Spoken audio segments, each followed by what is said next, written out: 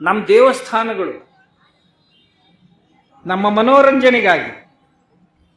ಮನೋರಂಜನೆಗಾಗಿ ನಾವು ಭಜನೆಗಳನ್ನ ಮಾಡ್ತಾ ಇದ್ದೀವಿ, ಕೀರ್ತನೆಗಳನ್ನ ಮಾಡ್ತಾ ಇದ್ದೀವಿ, ಬೇರೆ ಬೇರೆ ಕಲಾ ಪ್ರದರ್ಶನಗಳು ನಮ್ಮ ಜಾತ್ರೆಯಲ್ಲಿ ನಡೀತಾ ಇದ್ದು, ಇವೆಲ್ಲವುಗಳು ನಮಗಾಗಿ. ಕಲಾ ಕಸರತ್ತುಗಳು ಈ ದೇವಸ್ಥಾನದಲ್ಲಿ ನಡೀತಾವು. ವರ್ಷದುದ್ದಕ್ಕೂ ತಾನು ನಿರ್ಮಿಸಿದಂಥ ವಸ್ತುಗಳ ಮಾರಾಟದ ವ್ಯವಸ್ಥೆಯನ್ನು ಧರ್ಮದೊಂದಿಗೆ ಸೇರಿಸಿದರು.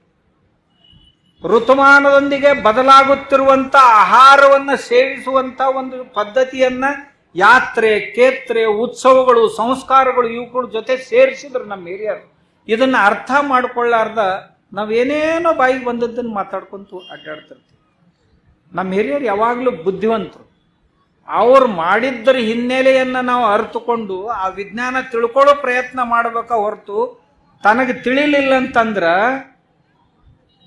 ದ್ರಾಕ್ಷಿಗೆ ನರಿ ಹುಳಿ ಅಂದಂಗೆ ಆದೀತ ಹೊರತು ಮತ್ತೇನೂ ಆಗುವುದಿಲ್ಲ. ಅದರ ನಾವು ಅರ್ಥ ಮಾಡ್ಕೋಬೇಕು.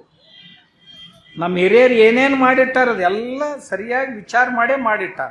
ಆಮ್ಯಾಗ ಯಾವಾಗ ಅದು ಸಮಾಜಕ್ಕೆ ಬ್ಯಾಡ್ ಆಕ್ಕೈತಲ್ಲ ಅದನ್ನ ನಿಸರ್ಗ ತಾನಾಗೆ ಬದಿಗೆ ಸರಿಸಿಬಿಡ್ತೈತೆ, ಯುಗಾನುಕೂಲ ಮಾಡ್ತೈತೆ. ಅದು ಯಾವ್ಯಾವುದು ಕಾಲಬಾಹ್ಯ ಆಗಿ ಹೋಗ್ತಾವಲ್ಲ ಅವುಗಳನ್ನ ನಾವು ಯಾರು ಸರಿಸೋ ಅವಶ್ಯಕತೆ ಇಲ್ಲ, ನಿಸರ್ಗ ತಾನೇ ಸರಿಸಿಬಿಡ್ತೈತೆ.